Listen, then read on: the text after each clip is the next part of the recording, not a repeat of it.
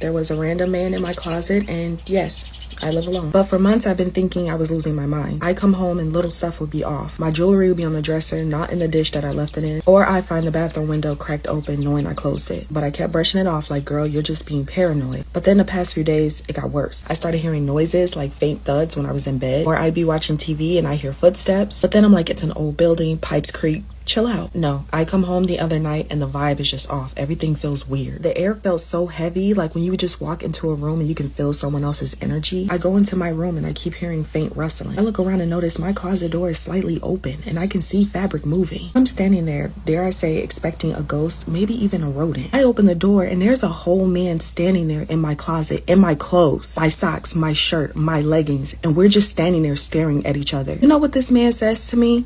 I didn't want to scare you.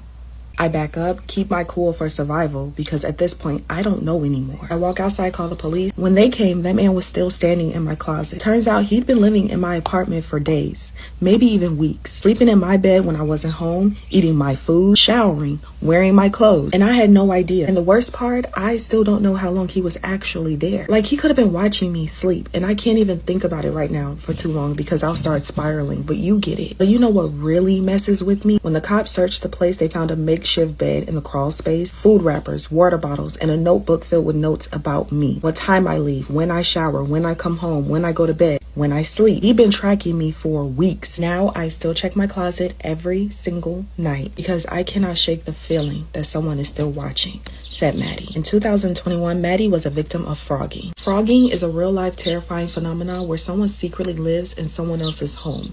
If stories like this interest you, be sure to give me a follow because I enjoy having these type of discussions too.